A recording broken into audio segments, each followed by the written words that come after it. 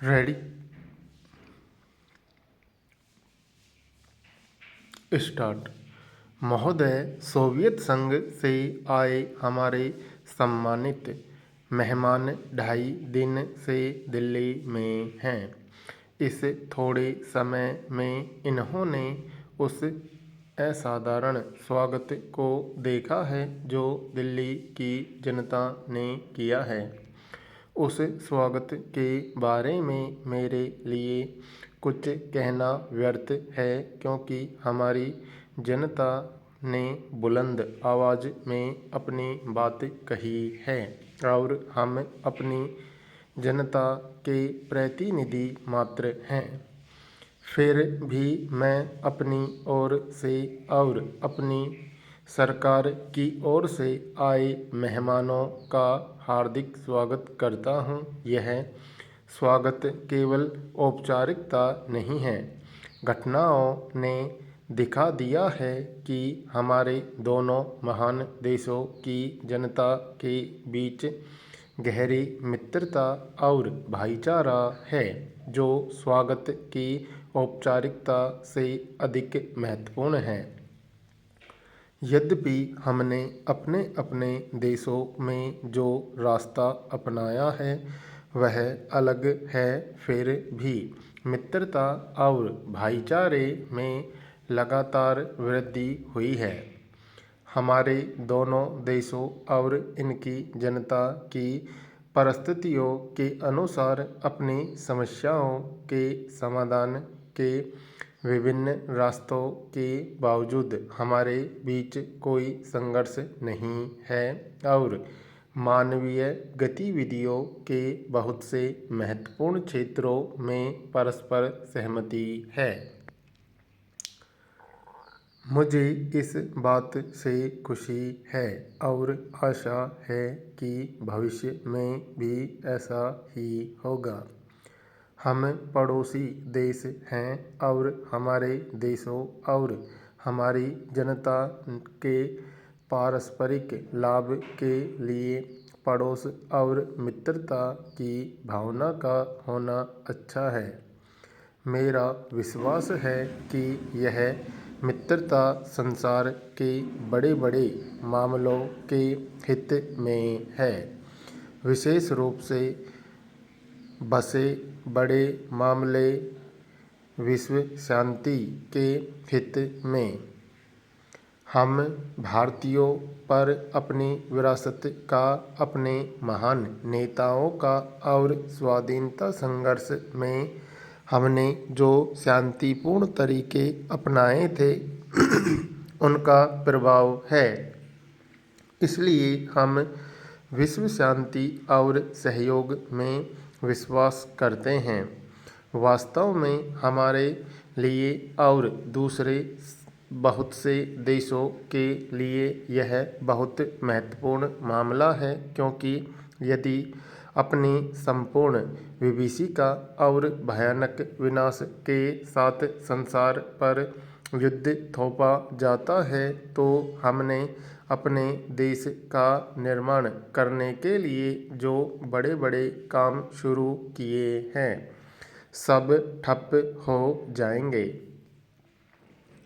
कुछ वर्ष पहले हमने स्वतंत्रता और प्रभुसत्ता प्राप्त की है और ये वर्ष हमने अपनी पूरी ताकत से अपने सामने आने वाली अनेक समस्याओं का सामना करने में लगाए हैं। ये गंभीर समस्याएं हैं, क्योंकि इनका संबंध उन करोड़ों लोगों की भावी खुशहाली से है जिन्होंने लंबे समय तक गरीबी को भोगा है।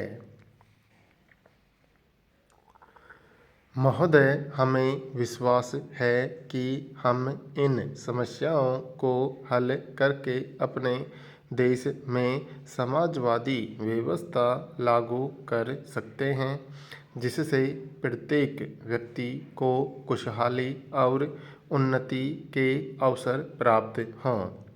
लेकिन हम जानते हैं कि यह काम कठिन है और समय भी बहुत लगेगा। फिर भी जिसने सफल होने का निश्चय कर लिया हो, उसके लिए कोई काम बहुत कठिन नहीं होता। हमने ऐसा निश्चय किया है और हमें अपनी जनता पर विश्वास है। हम मानते हैं कि हमारे उद्देश्य ही अच्छे नहीं होने चाहिए, बल्कि उनकी प्राप्ति के साधन भी अच्छे होने चाहिए, वरना नई नई समस्याएं पैदा होती हैं और उद्देश्य ही बदल जाता है। हम यह भी मानते हैं कि हिंसा और घृणा से मानवीय प्रगति का उद्देश्य पूरा नहीं किया जा सकता। केवल मित्रतापूर्ण और सहकारी प्रयत्नों से ही संसार की समस्याएं हल की जाती हैं। इसलिए हर राष्ट्र और जाति के लिए हमारा मित्रता का हाथ बढ़ा हुआ है। हम दूसरे देशों के सहयोग और मित्रतापूर्ण सहायता का स्वागत करते हैं, लेकिन हम यह अनुभव करते हैं कि कोई राष्ट्र अपने परिश्रम और बल से ही आगे बढ़ता है। हमने अपनी प्रगति के लिए कुछ लक्ष्य निर्धारित किए हैं और अपने भरोसे पर ही हम उन लक्ष्यों की ओर बढ़ेंगे जो हमने निश्चित किए हैं।